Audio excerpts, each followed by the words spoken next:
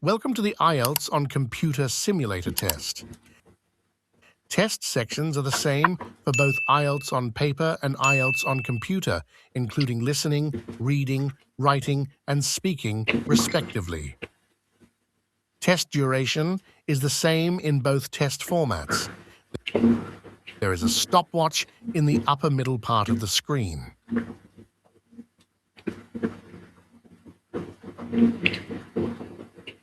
This chronometer starts to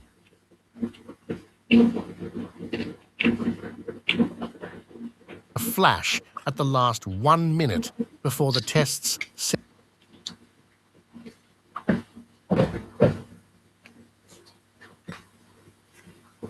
section ends. You are suggested to use this simulator on a computer or a laptop with a maximized browser view. Do not close your browser or tab during the test, or you will lose your answers.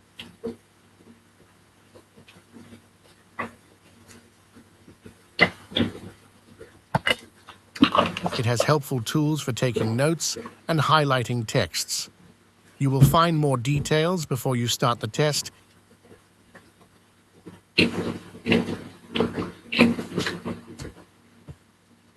in the detailed instructions of each section.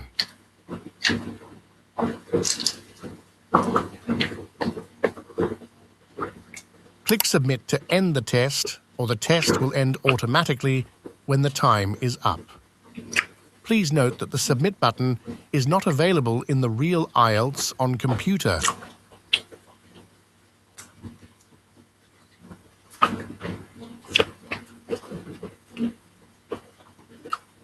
That is the end of the introduction to IELTS on computer.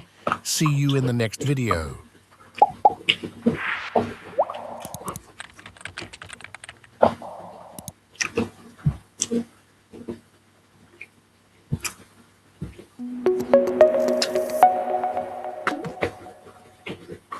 Welcome to the IELTS on Computer Simulator test. This listening section will last for 40 minutes. Please note that in the real IELTS on computer test, the listening section takes about 30 minutes, as there is no extra time given to transfer your answers. You should answer all the questions. You also can change your answers at any time during the test. There are 40 questions in this test. Each question carries 1 mark. There are 4 parts to the test, and you will hear each part once. With the navigation button at the bottom of the screen, you can see and check all 40 questions. You can also switch between questions with the forward-backward arrows. There is a stopwatch in the upper middle part of the screen. This chronometer starts to flash at the last 1 minute before the listening section ends. Use your mouse to move the volume slider up or down to adjust the volume to your desired level. In this listening section, there are helpful tools for note-taking and text highlighting. If you wish, good luck.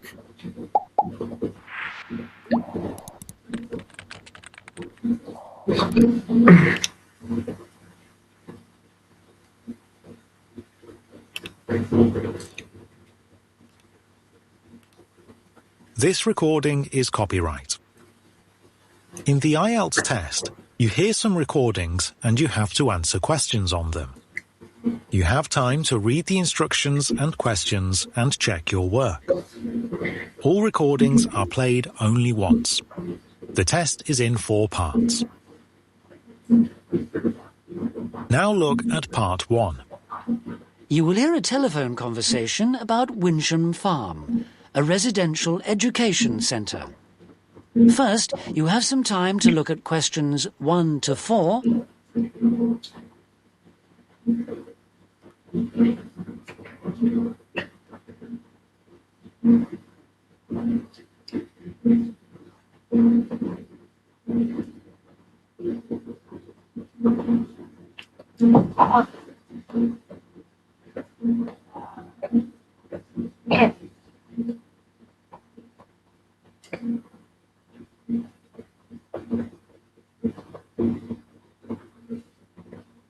listen carefully and answer questions 1 to 4.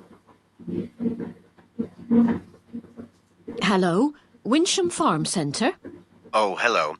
I want to arrange a weekend away for myself and some people from work, and we heard about your center. I wonder if you could give me some details. Yes, certainly. We are a residential centre attached to a working farm, and we organise educational activities for those guests who want them. What else would you like to know? Well, firstly, what kind of accommodation have you got? We've got 8 rooms altogether, and we can sleep 38 at any one time. 3 of the rooms have got 6 bunks, and 5 of them have got 4 bunks. Right, and what other facilities are there? We have separate toilets and showers for each of the rooms. There's a large dining room and a large meeting room, which can be booked by groups in advance. But I'm afraid we had a flood in there last month, and the floor was slightly damaged, so unfortunately it's out of use just now. We've got workmen coming in next week. When were you thinking of staying? In 3 weeks' time, the 28th of September. Oh, it should be okay by then. Oh, well, that's okay then. And what about food? Do you provide meals, or is it self-catering? We're very flexible. As long as you give us enough notice, we can cater for you. Or, if you prefer, you can just bring your own food and use the kitchen facilities. And some people prefer to eat out, which is also fine. Fine. And I heard that your farm is organic. Does that mean that you only have crops and no animals? It doesn't, actually. A lot of people seem to think that, but we do rear livestock as well. And so we have a wide range of food. Organic means it's all produced without the use of artificial fertilizers or pesticides. I see. That sounds good. Could you tell me what sort of recreational activities are available, either at the center or in the area? Yes. Here at the centre, we offer farm tours. They're very popular. One of the farm managers shows people around and explains some of the principles of organic farming. And for any visitors who are really keen, he'll let them drive a tractor or feed the animals and so on. With supervision, of course. I think a lot of our group would be interested in that. It'd make a change from factory work. Well, if they fancy it, tell them to come prepared. Plenty of old clothing, especially footwear. It can be very messy and wet. Okay, I'll warn them. Before you hear the rest of the conversation, you have some time to look at questions 5 to 10.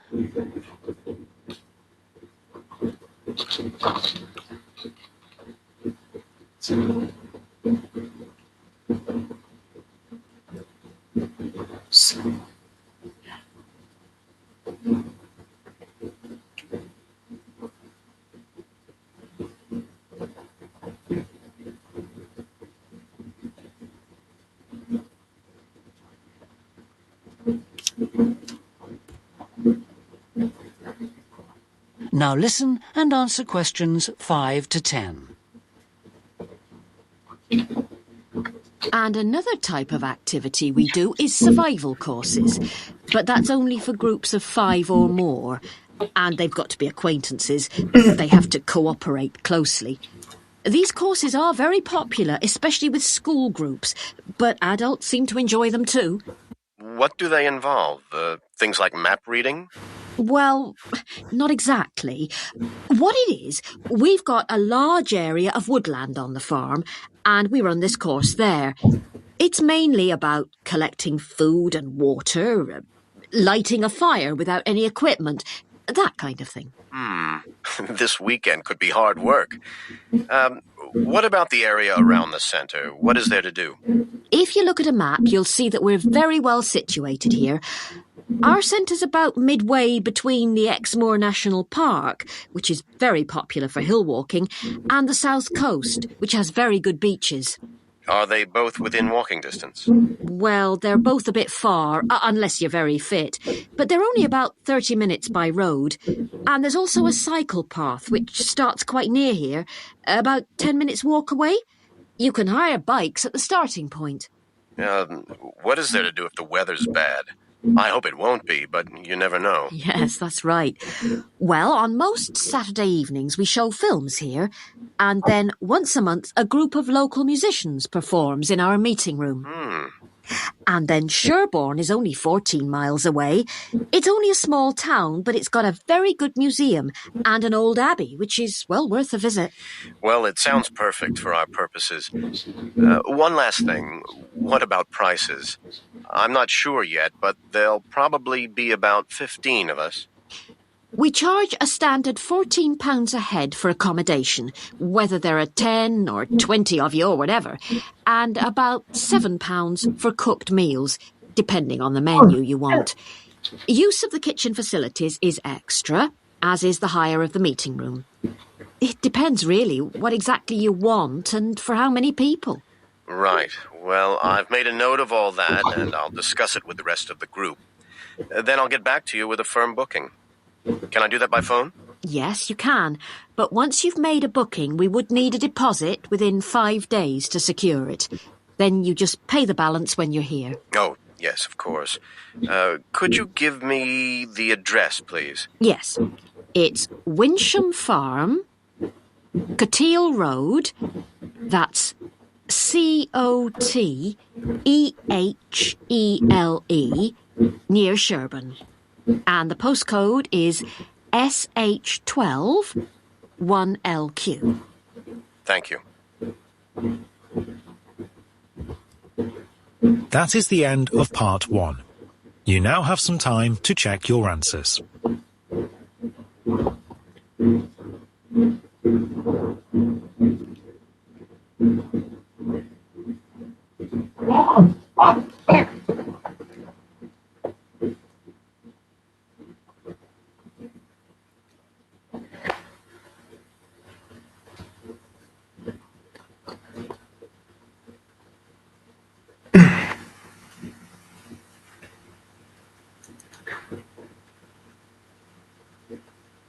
Now look at part 2.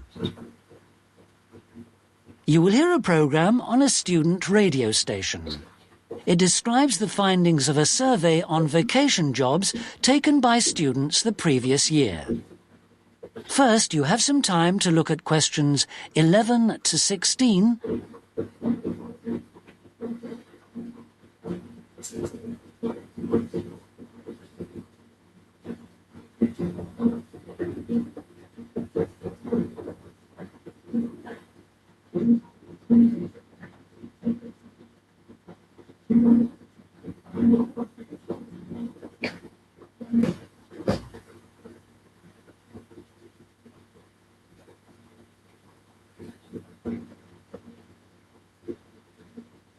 Now listen carefully and answer questions 11 to 16.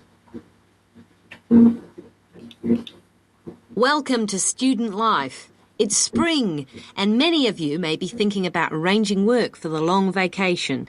So on today's programme, Roger Anwell reports on a survey we conducted into the pleasures and problems of vacation jobs. Roger. Thank you, Sarah. Well, the first thing to say is that by far the majority of students we surveyed did just 3 types of jobs. All of these obviously had their advantages and disadvantages. Starting with stock taking in supermarkets. The thing that students said they enjoyed most about this job was the travelling. They were often required to go to branches to do their stock takes, and this was regarded as an interesting plus. The main negative, however, was that they tended to find the job tiring, with long hours spent on their feet and climbing high shelves. Now, one thing we did ask the students in our survey was whether they had any recommendations for other people taking on their job. And they said, perhaps not surprisingly, get good shoes. That's the only way you can keep going. Another job which lots of students did was office work. And the positive feature of this actually rather surprised me, until I remembered what a hot summer it was last year. Lots of students named air conditioning as the best thing about office work. The downside, which many talked about, was wearing formal clothes. Obviously, this didn't go down too well with students. The advice most people gave was to select a large office. That way you have more variety of social contacts. Otherwise, the work can get very boring. The third job, which had attracted large numbers of students, was as a theme park attendant. And again, I got a surprise here, because the big plus people talked about was good pay. It must have improved since my day, I must say. Anyway, the downside I did recognise, having to deal with difficult customers, especially in the heat when tempers get frayed. Not easy. And people said that it was a good idea to live nearby, because there's a lot of shift work, and you don't have to worry about transport at difficult times of the day. Before you hear the rest of the programme, you have some time to look at questions 17 to 20.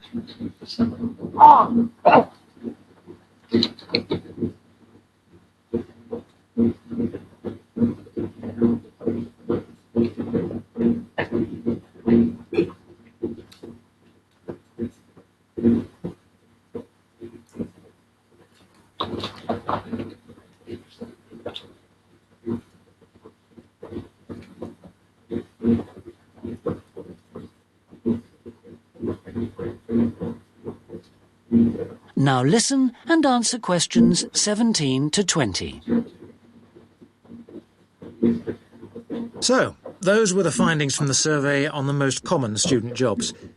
But not all student jobs have to be mundane and boring. One of the students who responded in our survey spoke at length about his amazing job as a zoo attendant. Peter Marshall had read about work opportunities on the zoo website and just went along with a friend to talk to someone in personnel. He was offered a job there and then, as easy as that. In previous years, he'd done singularly unexciting shop work, so he was very pleased to be doing such original work. He ended up working for just under 3 months, which was actually slightly more than he'd anticipated, and meant that he had to miss part of university term time. But he said it was well worth it, because he thinks he's found his future career path as a result of this experience. He loved working on the educational side, in particular helping young kids understand about the animals in their natural environment. He said it was the most intriguing thing he'd ever done. He tells us, though, that with final exams coming up, he won't be able to do any paid work this coming vacation, so why don't you apply? If you're interested in getting further information about the findings of the survey...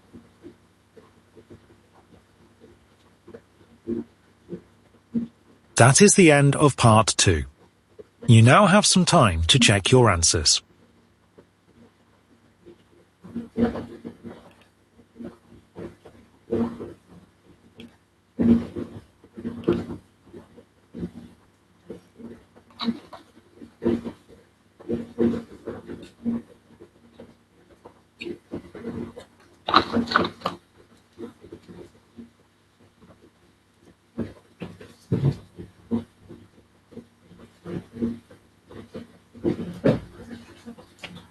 Now look at part 3.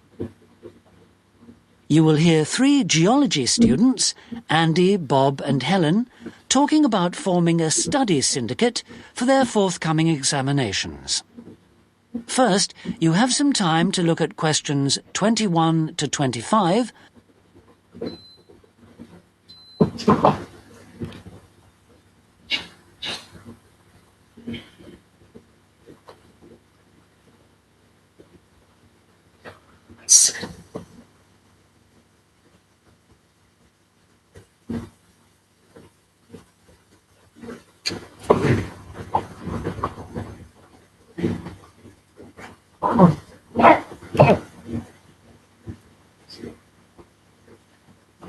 Now listen carefully and answer questions 21 to 25.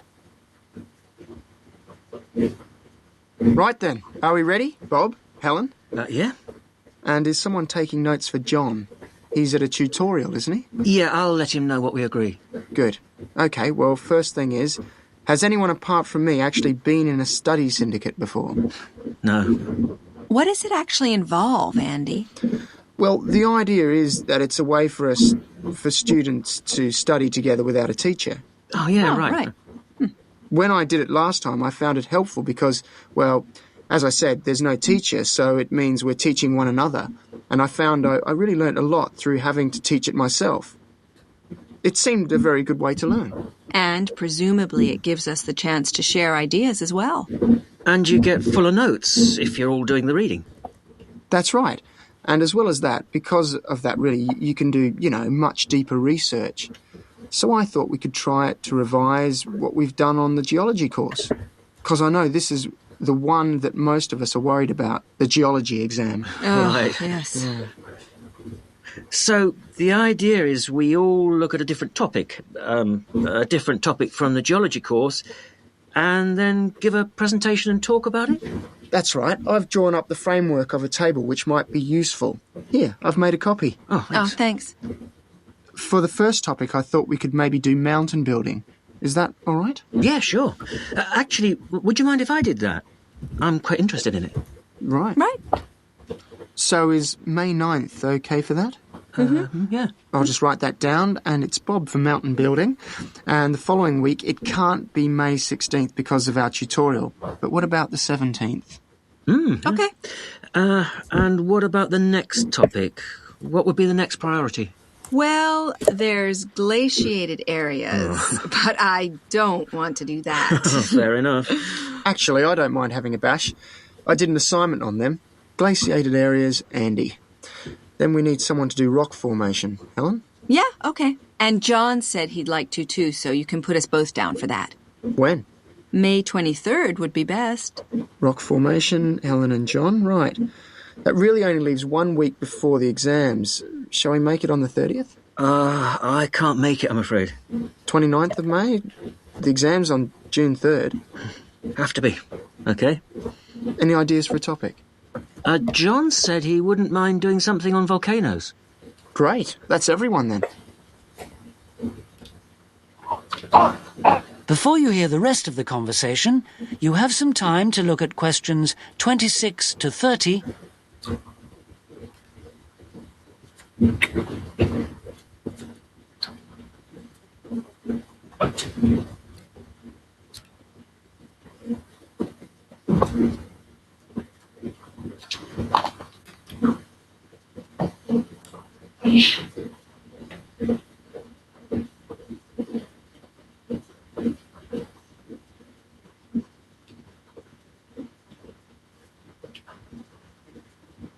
Now listen and answer questions 26 to 30. And how long should these presentations be? Well, it's obviously up to us. In my experience, 30 minutes is about enough. Maybe a bit short. I'd have thought 40 minutes would be more like it. Well, shall we say 30 to 40 minutes? Okay. And presumably time for questions. And discussion. Yes, together they usually take about 20 minutes. Where shall we get the information from? Is it mainly lecture notes? Well, actually, I suggest we avoid those because we already have all that information. I think it's better to go more deeply. We could use the bibliography. And anything else we find in the library, any other books. And articles, from the journals. And then, of course, there's lots of stuff on the internet. Yes, that's the sort of thing. And what about the presentations? Will we just be talking? Presumably we can't use slides. It'd be a bit difficult, but we can use the OHP. And the whiteboard, of course. And we can make photocopies of our notes so everyone can have a copy. Yes, great. So is there anything else? That is the end of part 3. You now have some time to check your answers.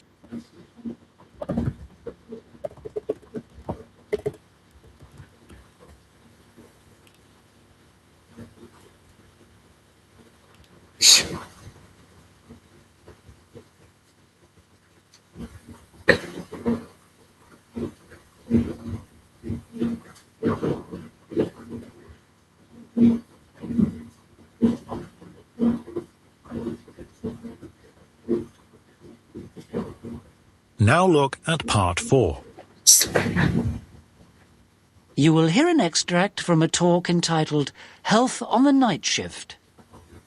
First, you have some time to look at questions 31 to 40.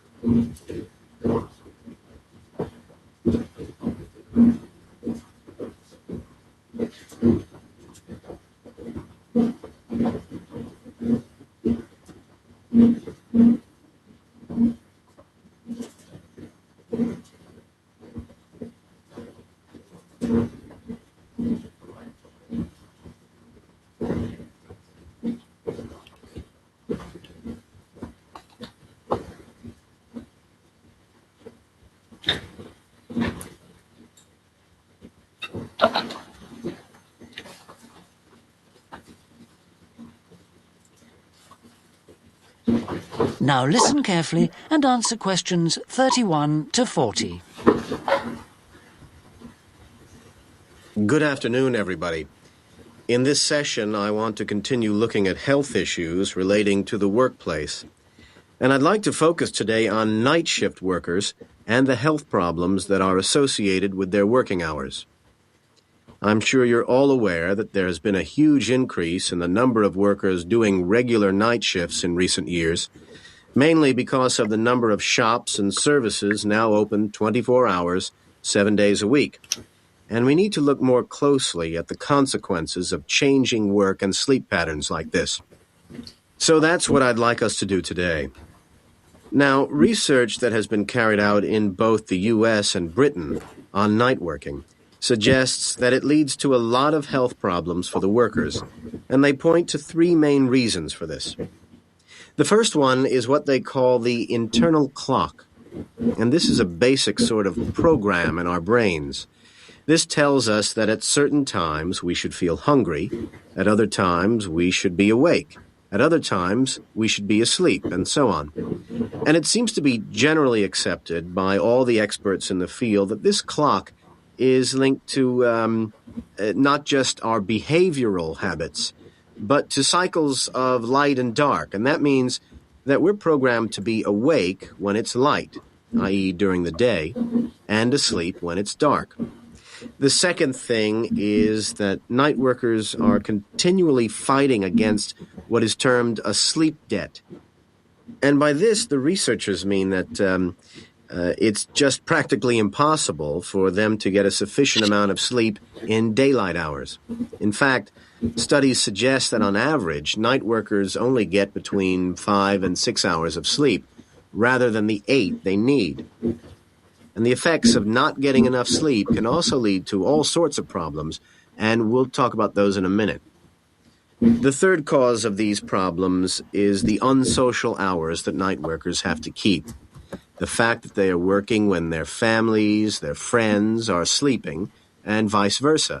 And that kind of dislocation from their social group can be very damaging.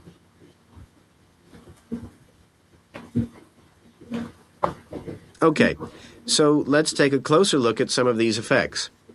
And if we have a look at the physical effects first, we can see that studies on long-term shift workers found that they were much more likely to get heart problems than day workers. In addition, there seems to be a very high incidence of stomach problems, for example, ulcers among night shift workers. And although this may be partly due to the wrong sort of diet, snacking on fast food, it can't be just explained by eating habits. And finally, there is evidence to suggest that night shift workers also get ill more frequently with minor problems like colds and infections. The frequency of these illnesses is much higher than among day workers, and this indicates that night working can damage immunity to illness. And of course, this leads to a lot of absence from work, too. However, although the physical impact of working nights can be severe, perhaps the real problems are psychological ones. And the most common problem is depression. This seems to be the inevitable result of the constant feeling of tiredness and a lack of energy that night workers universally complain of. Secondly, there is a lot of evidence from accident statistics to suggest that mental abilities are badly affected, and that means, for example, decision-making ability and planning ability. And these are what control our performance. For example, we can see that the highest number of errors on the roads occur between 3 a.m. and 5 a.m., the point in our internal clock when we feel most sleepy. Okay. Finally, there are the social problems, where night working impacts on the family and social life of the employees. The first one is obviously the breakup of family life, and here we can see from the divorce statistics that this occurs more frequently in the case of night workers. But there's also the breakdown of other relationships, not just within the family, but among the peer group. Night workers tend to lose touch with friends, and these relationships, especially for the long-term night workers are very difficult to rebuild. And so this eventually leads to social isolation for the individual. And of course, that has consequences for the whole community too. So we can begin to see the real cost of night working. What we need to do now is to look at how... That is the end of part 4. You now have some time to check your answers.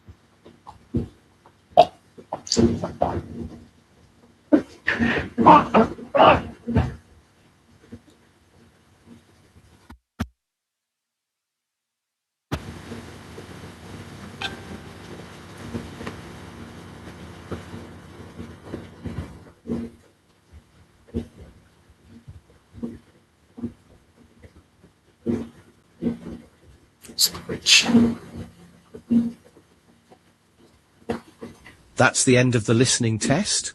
You will now have 2 minutes to check your answers.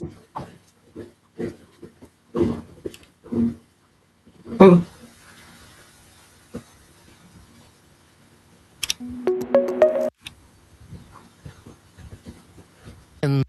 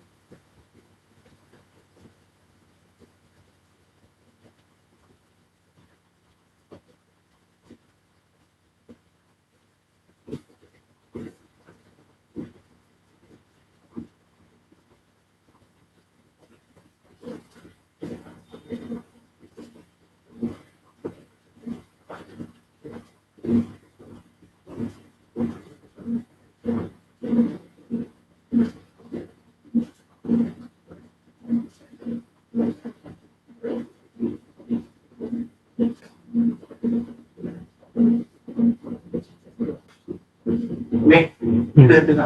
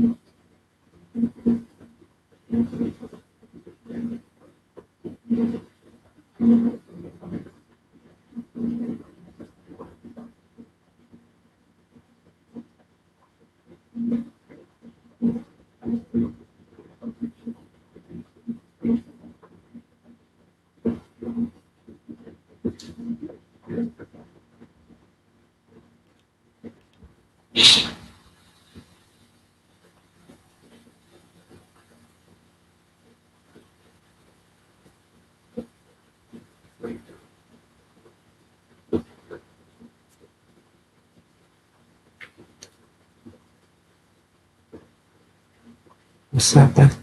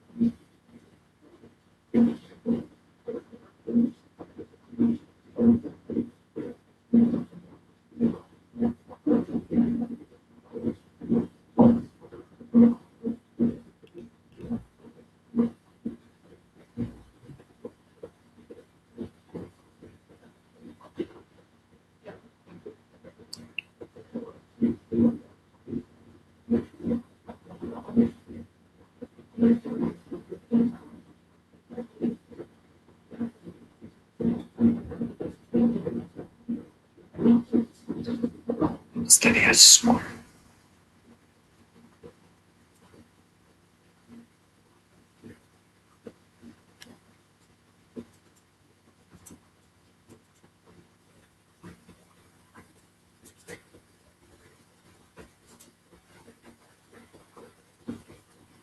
Course of study.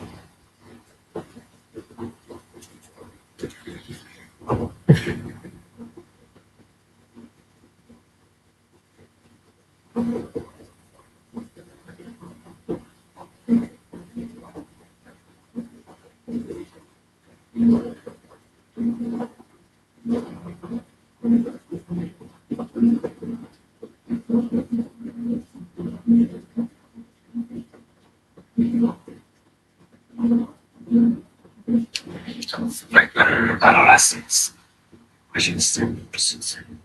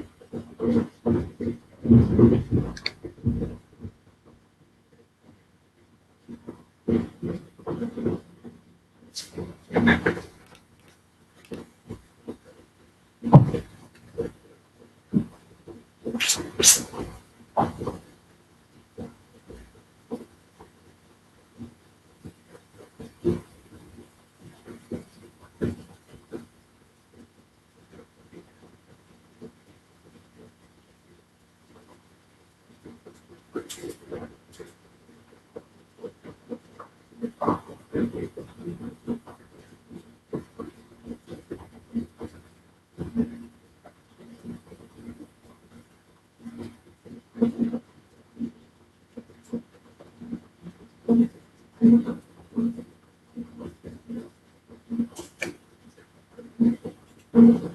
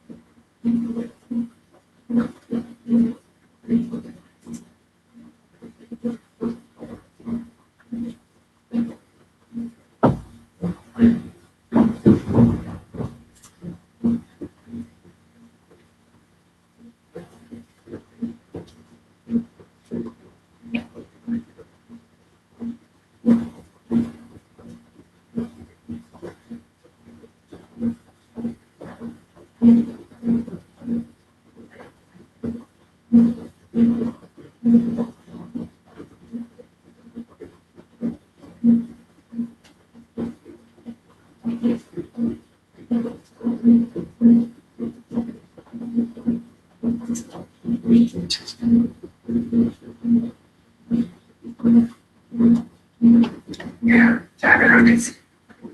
Sometimes BLM distribution. Hiểu là cái gì?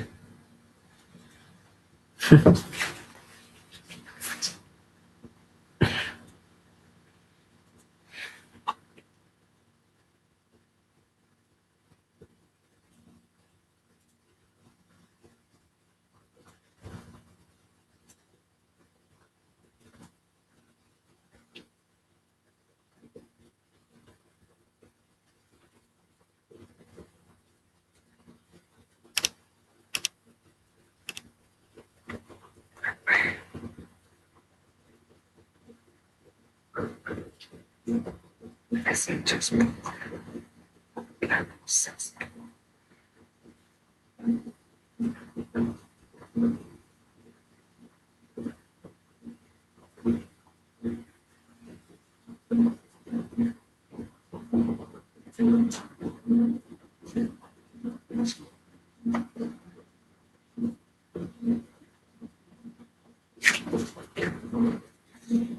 And flowering black.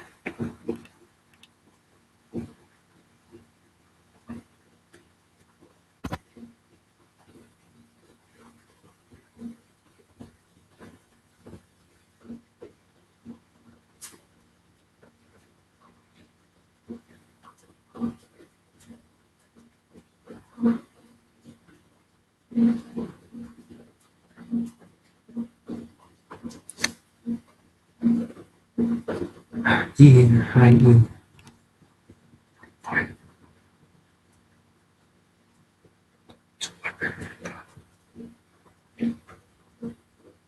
acting rescue to feed one another.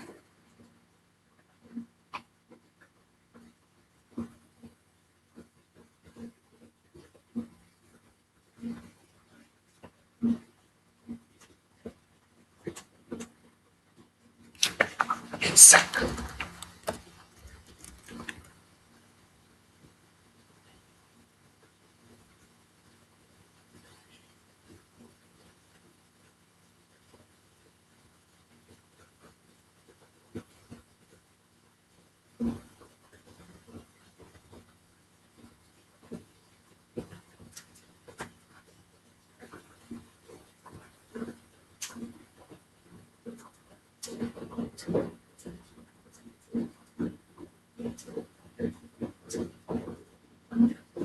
Another song that you nectar.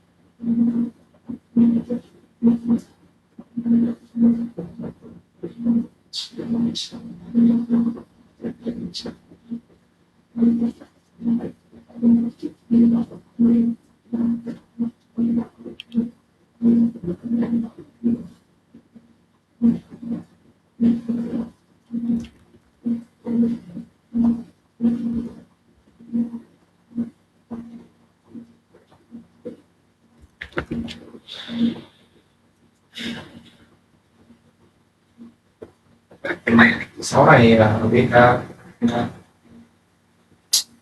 sau này có cái hội nghị gì ấy, biết không? Thầy có gửi cho anh không? Gửi mỗi cái ảnh. Nói chung tí gửi lại anh thông tin cái sự kiện.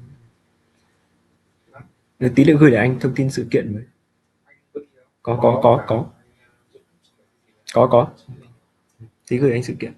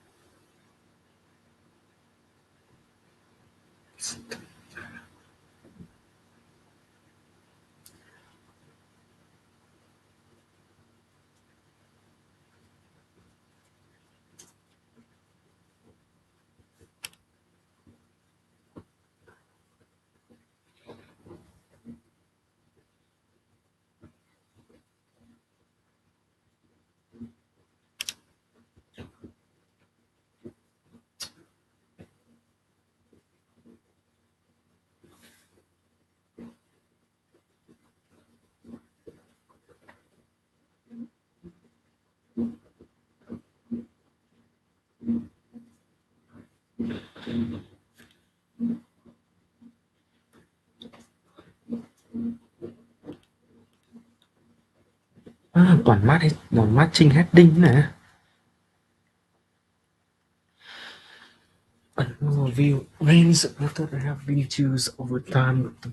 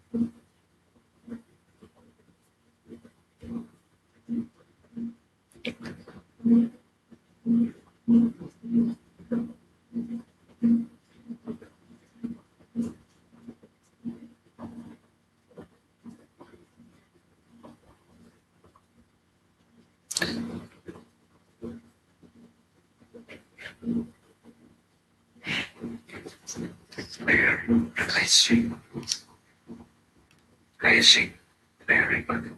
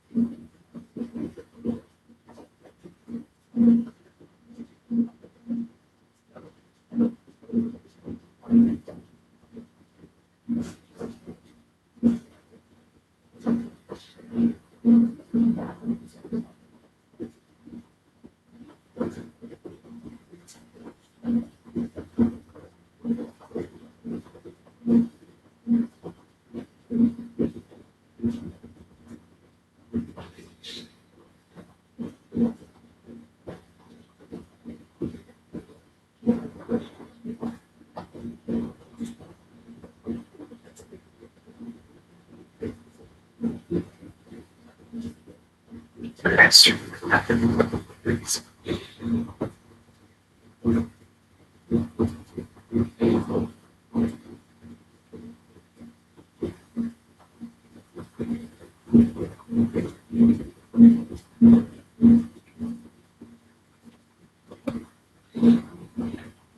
By the idea, only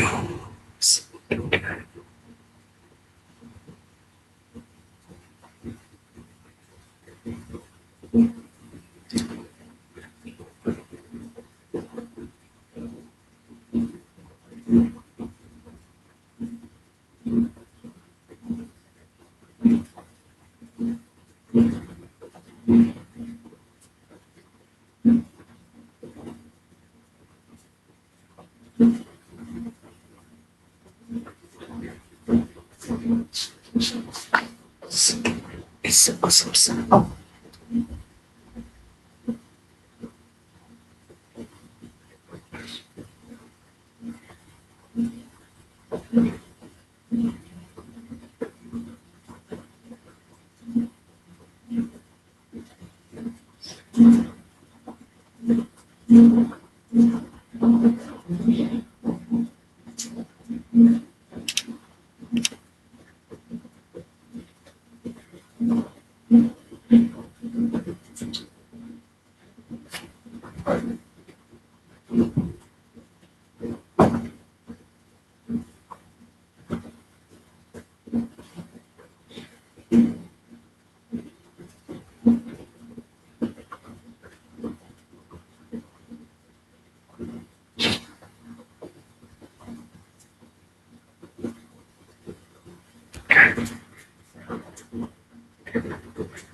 Actually, are for him. Now, I think it's going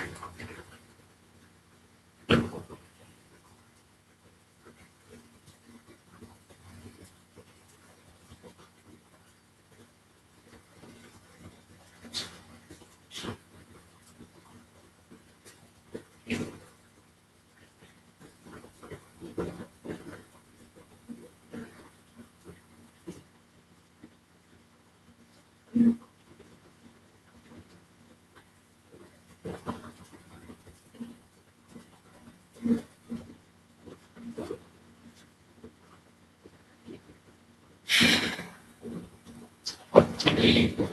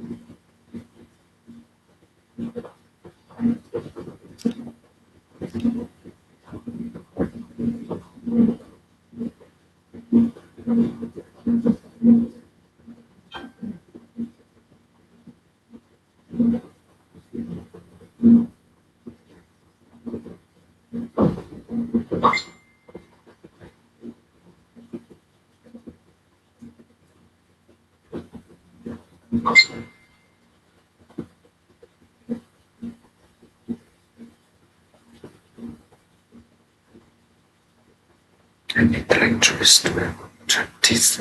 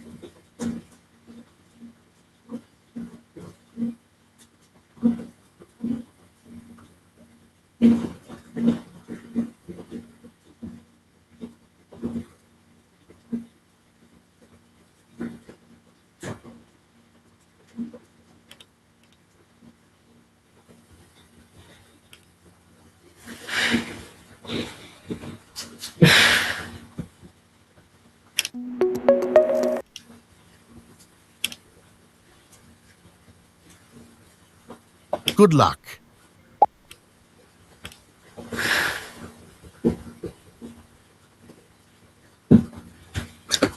Please spend one hour time by the video enhancement and it's expanding it to 20.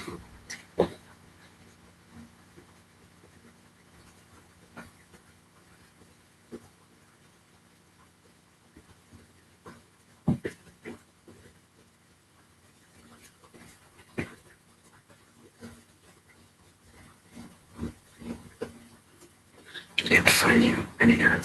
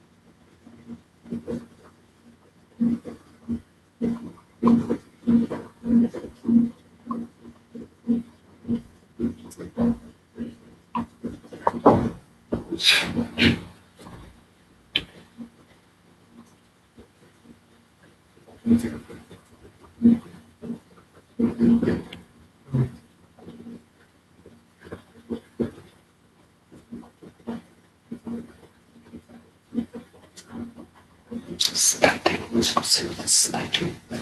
And proceed spending to spending.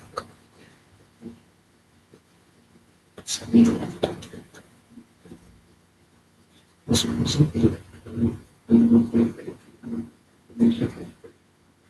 to spending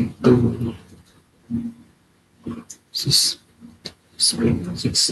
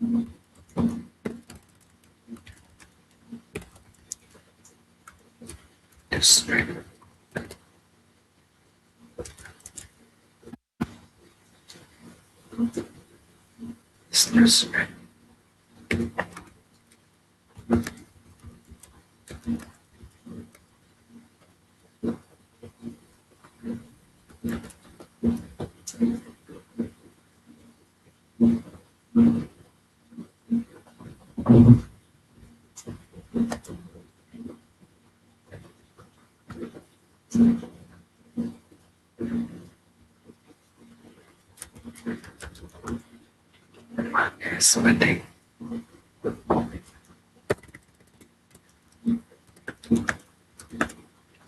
Spending one.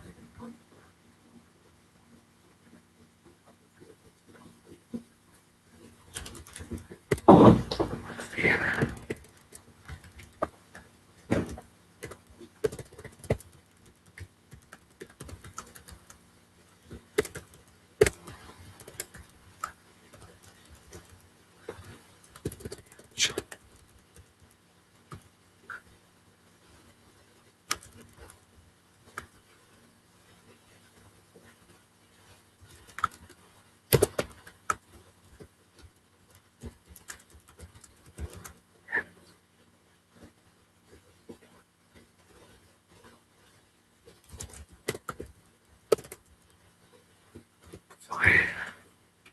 Addiction.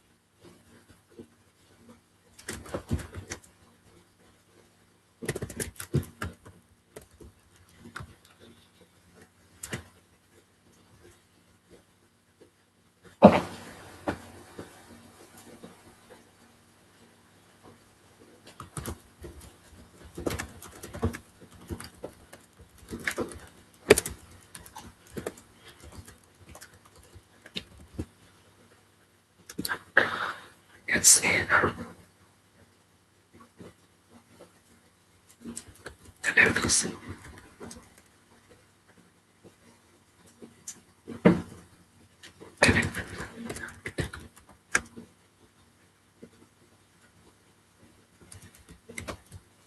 Stand. The life is.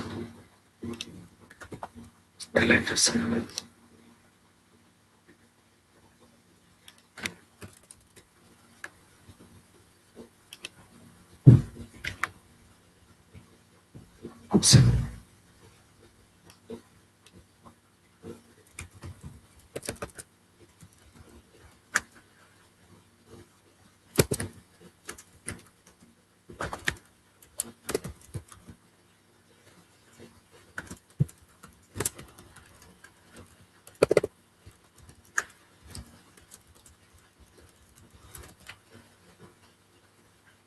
Communication in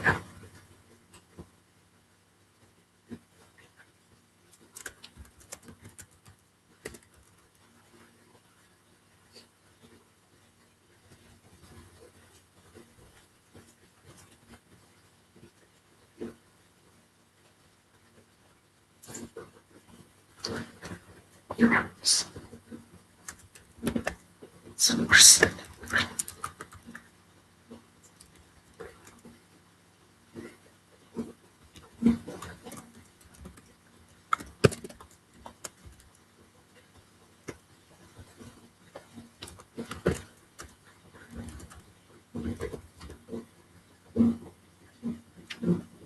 This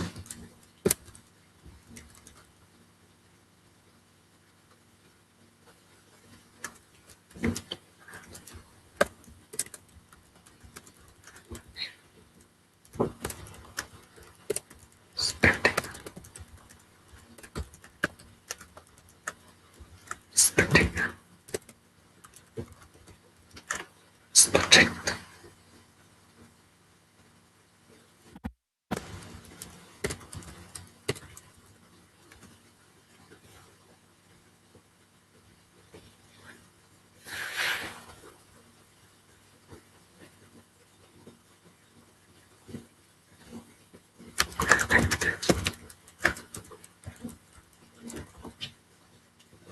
So yeah.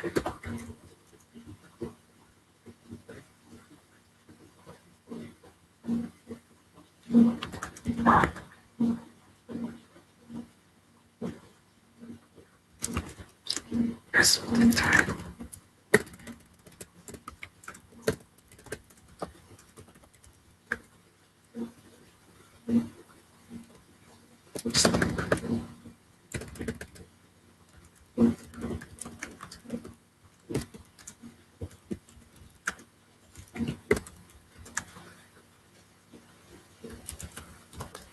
Stick and I.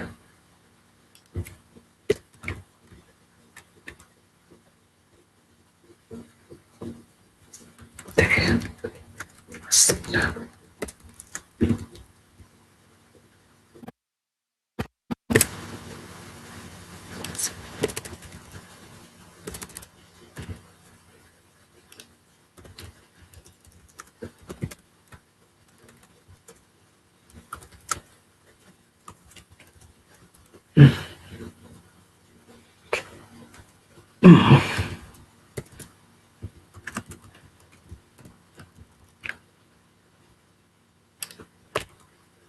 Alex.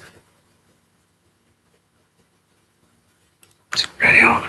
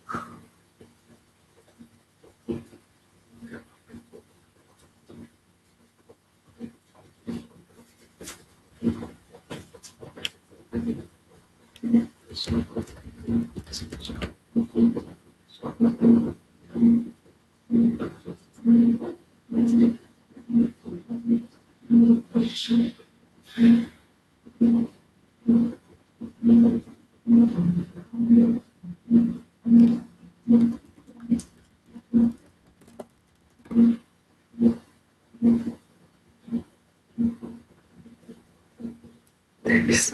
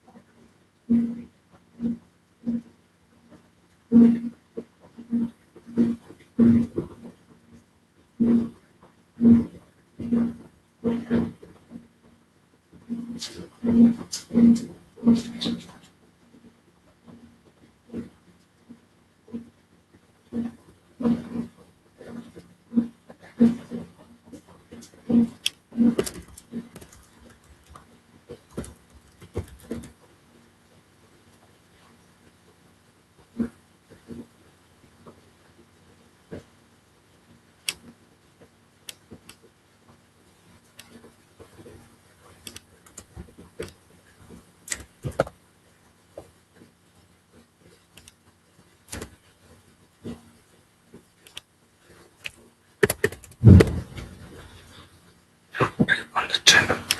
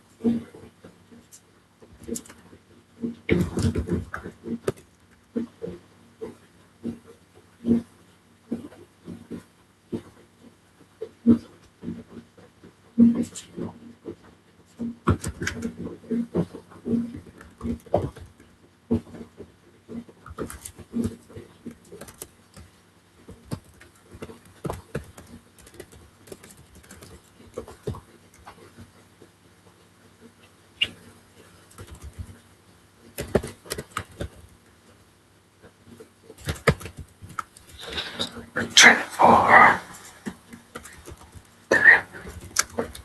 and you this paper.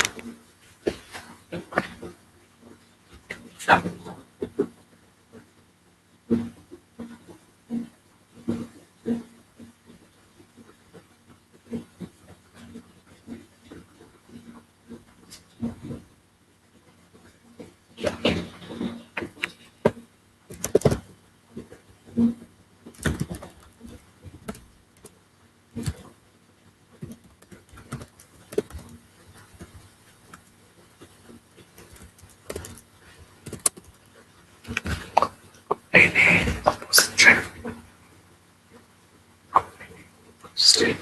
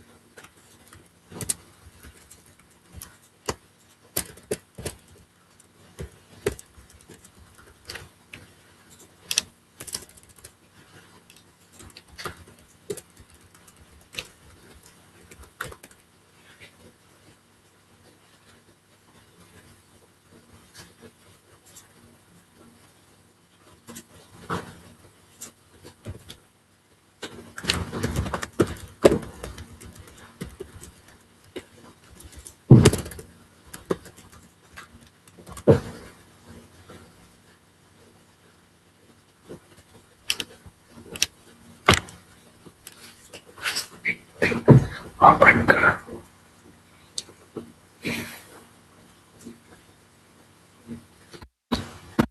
And very medieval songs when parents could make them. Escapade de Bunker.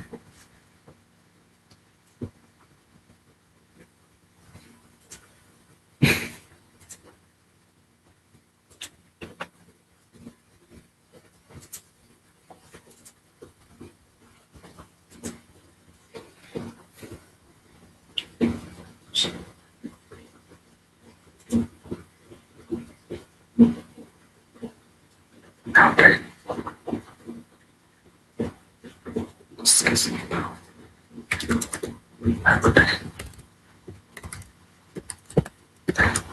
Thanks.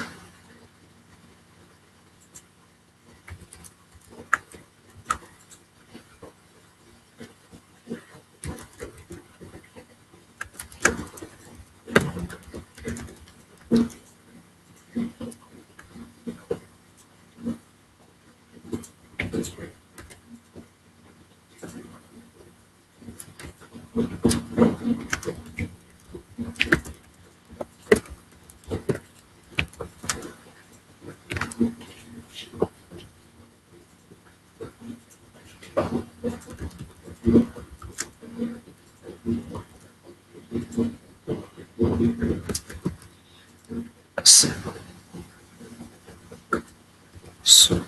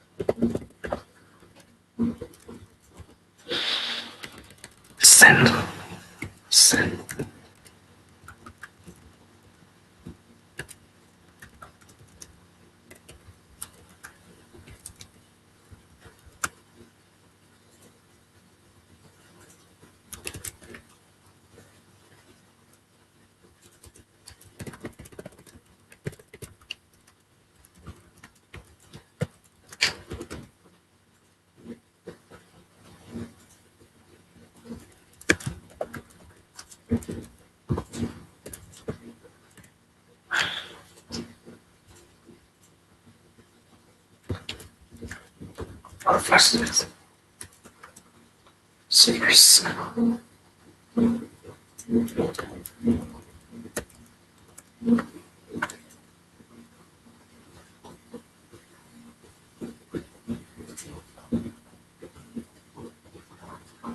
Everything. Fascinating.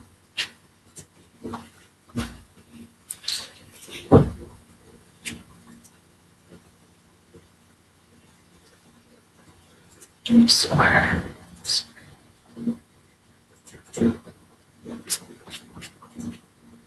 Better please.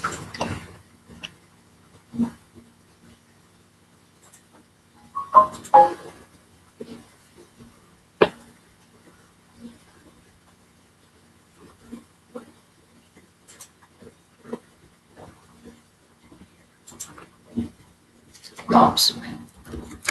Wow.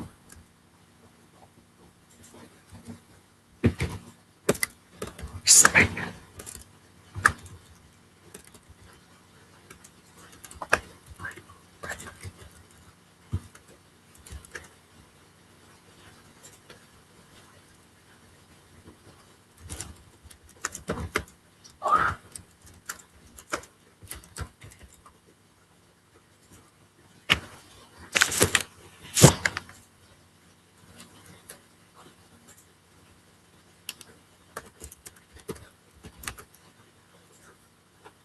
Just live in society. Just live in society. Nhưng cái này phải nói được gì vậy? Không biết, thử thử đi. Chứ anh chưa thử đến giờ đâu.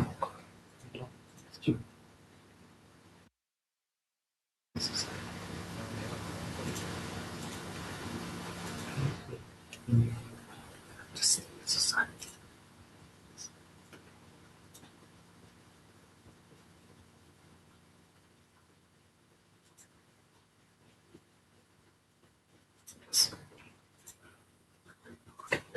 Just live in society. So, someone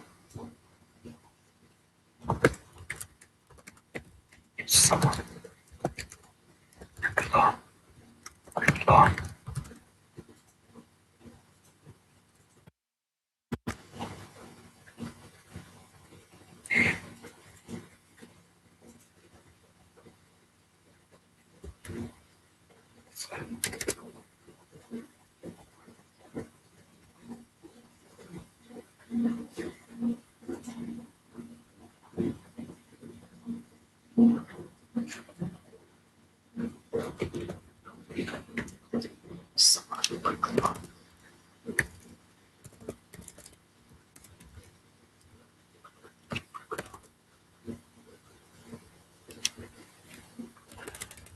Yes.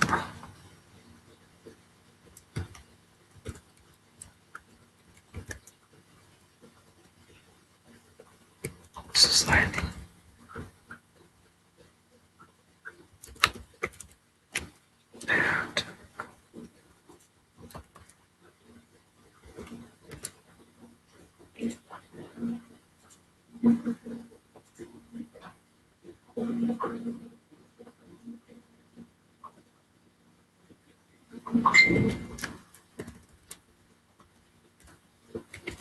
And very taking.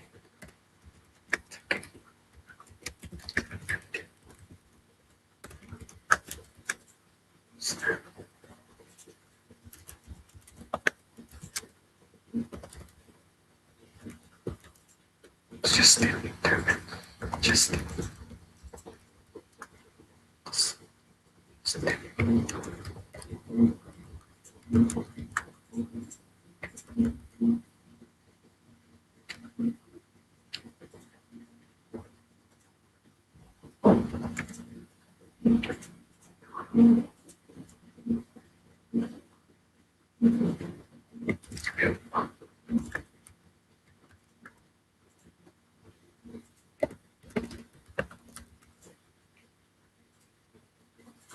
It's not. It is. It's reason.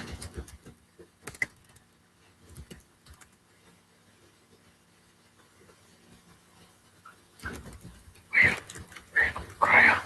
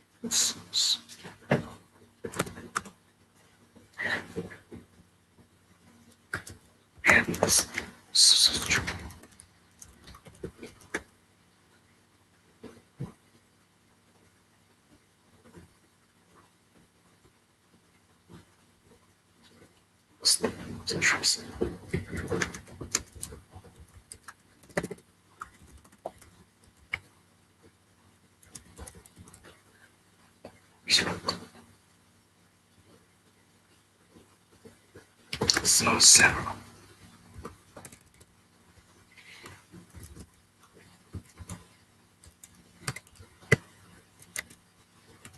Doctors.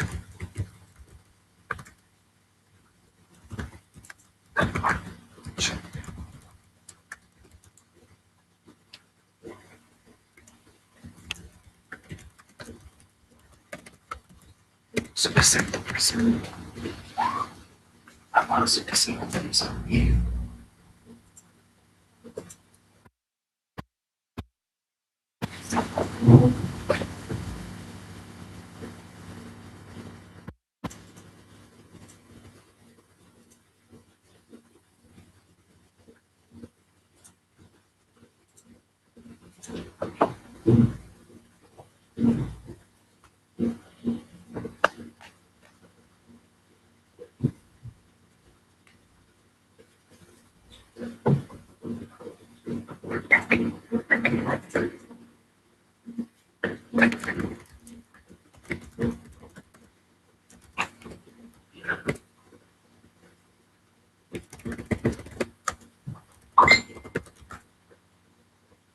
Example. Running. Bike. Bike. Slow.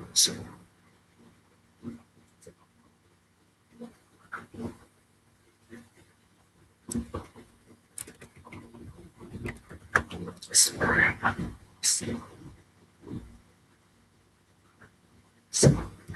Clear.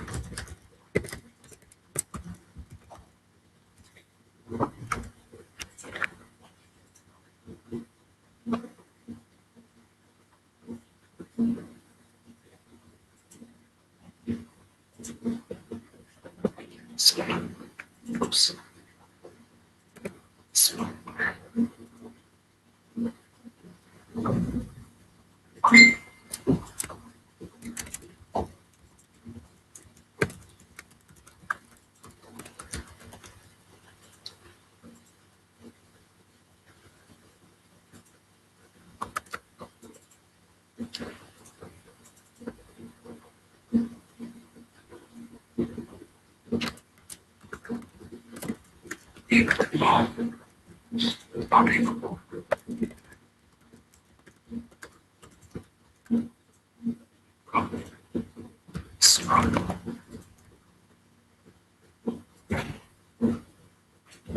Thanks.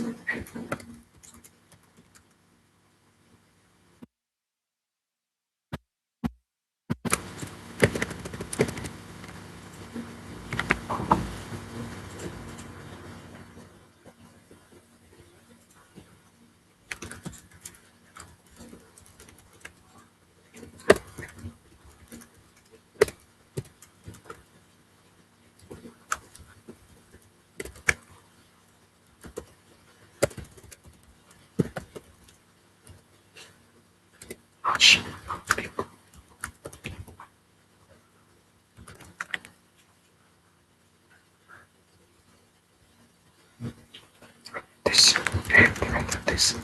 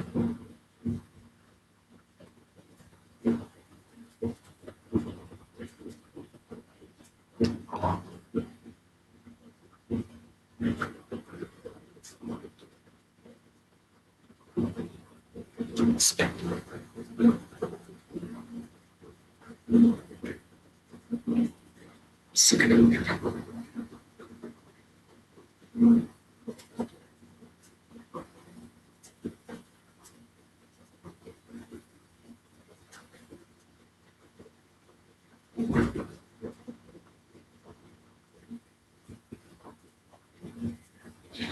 Just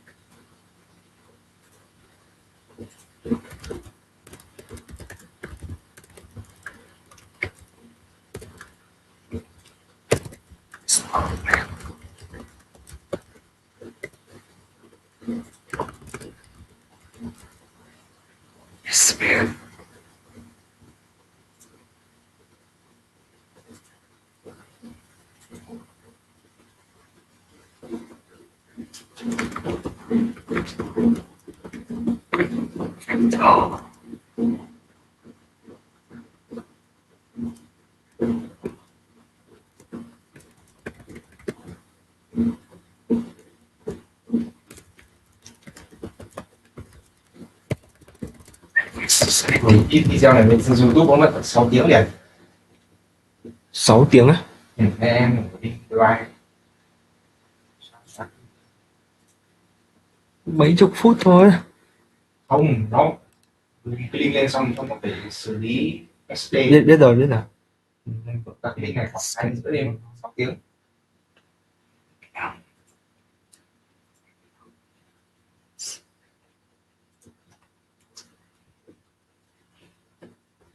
À thì em cứ gửi cái link YouTube qua mail, cũng cứ up lên và gửi link YouTube qua. Nhưng mà người ta quy định gửi YouTube thì cứ gửi cả YouTube, thì lúc nào nó kiểm duyệt xong thì tự nó thành video thôi.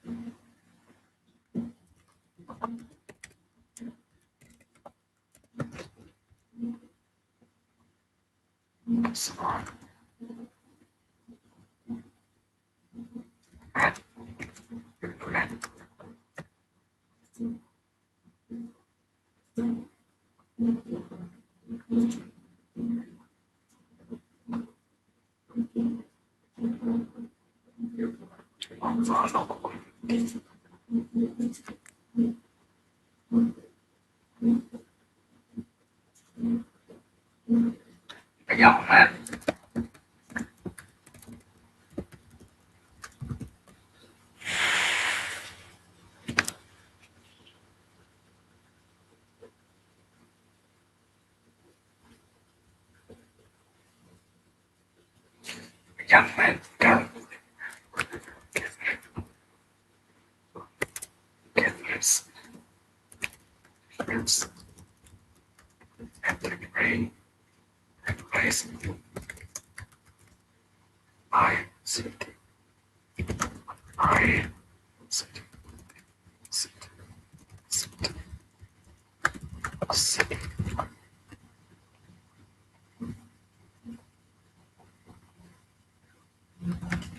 And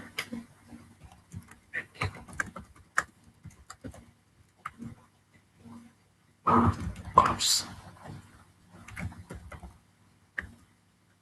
by police.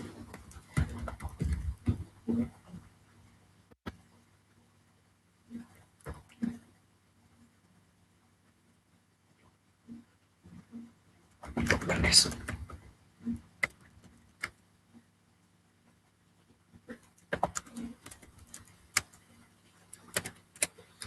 It's not. It's not.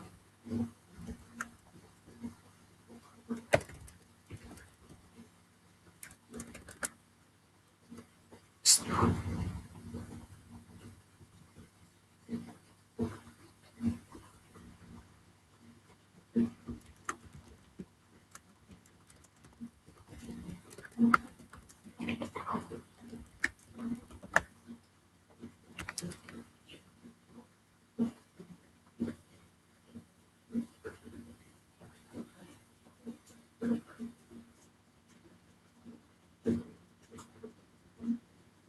It's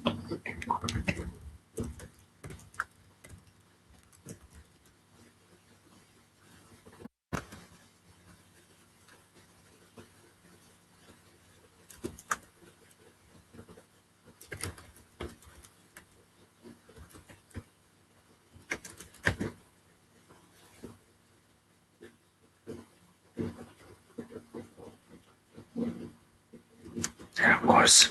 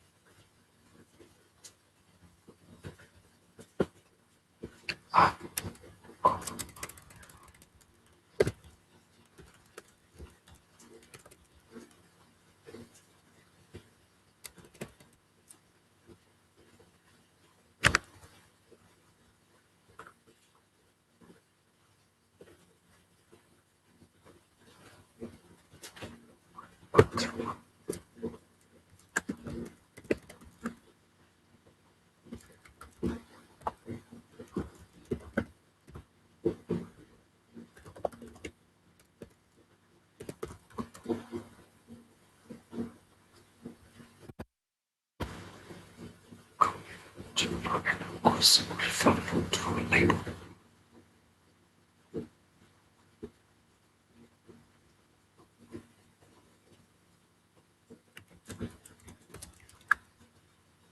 Simple. Simple. Simple.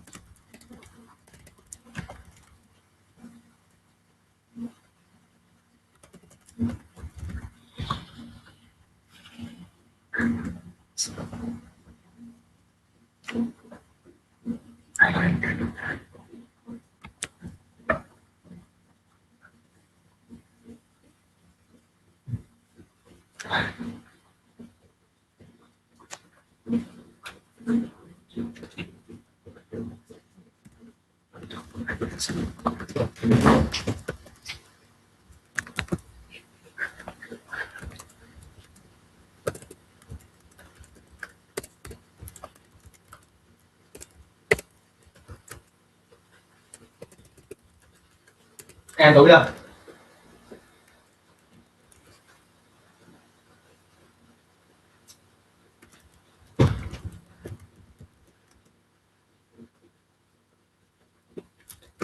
Yes.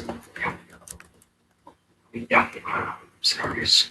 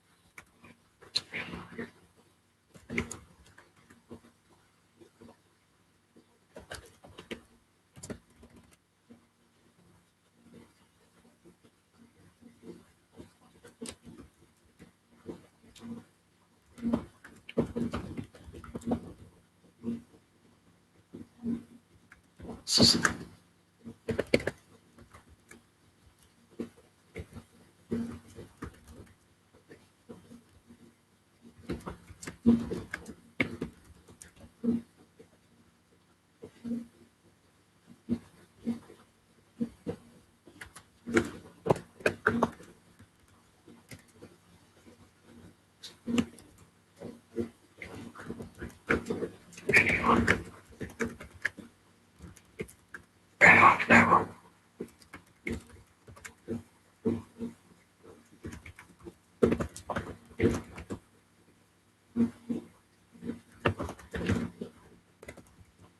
Range from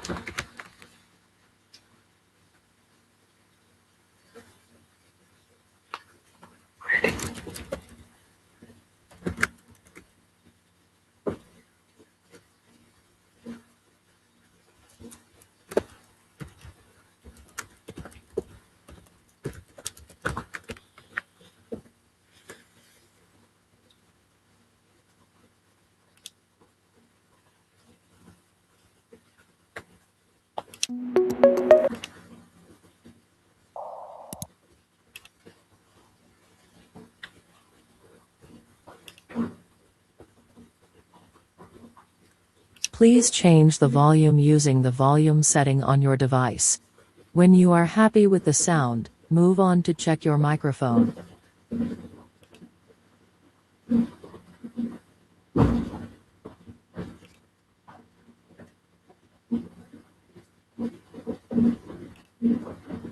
I love English. My English is great and I practice it every day. I love English. My English is great and I practice it every day.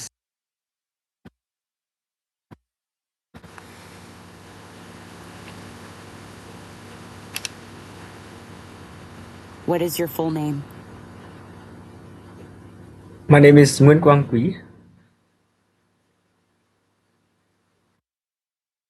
My name is Nguyen, and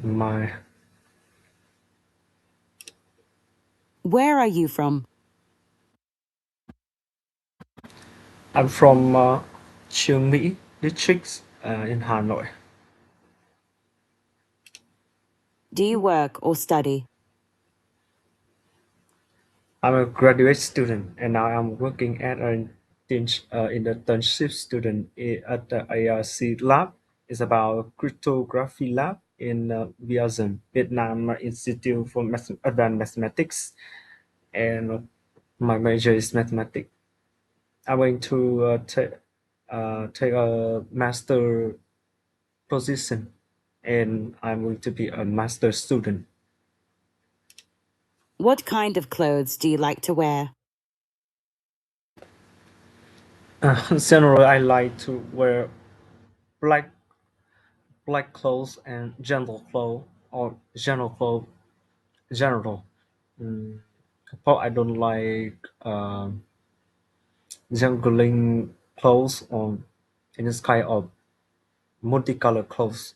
I like to be simple as much as possible. Do you prefer to wear comfortable and casual clothes or smart clothes? I like to wear comfortable clothes. Yeah. Of course, the appearance is important, but my first consideration is about the comfortability. Comfortability. Mm, if I have a comfortability, I can sit or play sport for hours and working for hours, and that was my products was my productive. Do you like wearing t-shirts? Um, Generally, I don't like to wearing t-shirts. Instead of participating a special event, but generally I don't like to wear t-shirts. Do you spend a lot of time choosing clothes? No, I my all my clothes are very simple, so I don't have so much time. I don't spend so much time on choosing clothes. Do you often use maps? Mm, no, not at all. I got all the apps on my phone, so honestly, I don't. I redo all the work into my phone. Do you use paper maps? No, I've never used paper map. Um, the one I use a lot is about the world map for realizing the country I want to find. All that things is related to using paper map is my work. How often do you use maps on your phone? Very frequently, I use my phone to find more or find someone to eat food, or find road to go to institute or special place. I never come to that place very often. Generally, Do you have maps at home? I got paper map at home, and I uh, just for find flag of the country and the positional country on that map. That's all. Honestly, I have one at home. Are robots important? Very important to boost the productivity of the human, and not about the labor work. Nowadays is about reducing the mental work or intelligence work of humans. Very important. We can spend our brain energy, to think of a new idea and give it to the robot. They can do it better for us without stopping without breaking. Would robots affect people?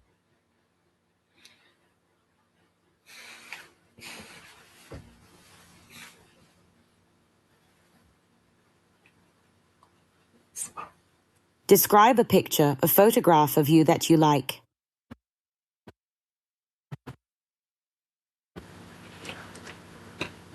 What I'm sticking and stick from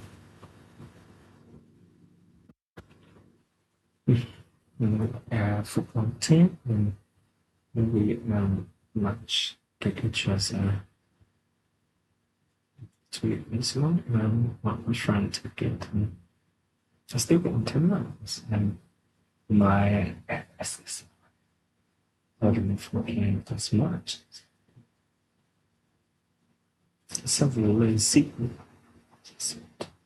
those reasons.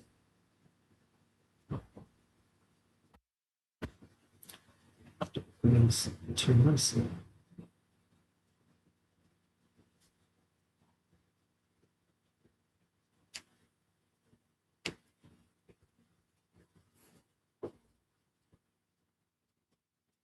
I got a pictures from my football team. Also, all that member in my football team is my cousins, and someday in a year we often have a match against each other just for funny. We have different ideas about football, so it's really opposite to each other. So we have a match against each other generally for funny, and that's match I win, some match I win, and some match my cousins win. So generally, I don't the winning or losing in the match is really generally not affects my mental ability or my mental thinking. So just for fun, and we have a lot of interesting time together. And so that's much. That picture describe is about 11 people, and I don't know 40 people, and ranging from the age ranging from 20 to 26, and honestly we are very close to each other. That picture really meaning to me and called so that is a second very evident for all us to show the close relationship between us and the solidarity of all of us. We keep that activity every years, and honestly 3 months, three per month, per 3 months, and generally I like that much. I like that activity so much.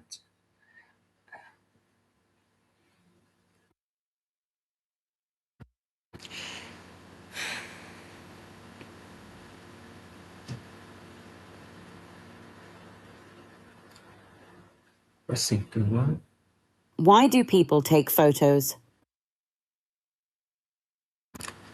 Uh, People often take photos because of they want to capture the past and capture the memory, and they want to see it in the future. It's got to come back to the come back to memory in the past, and there's so many things related to the emotions that come out that moment when seeing something in the past but captured in a picture.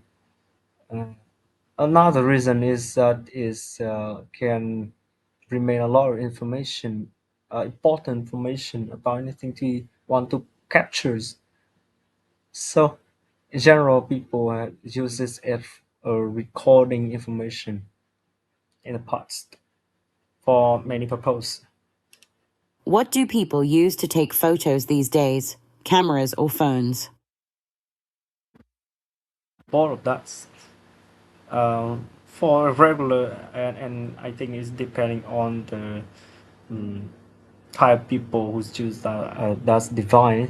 For the regular people, they often choose phone and a small camera, not a professional. It's small camera. It's just for take photo and give it to a a hard one, and they can take it and watch it and put into the pockets anyway.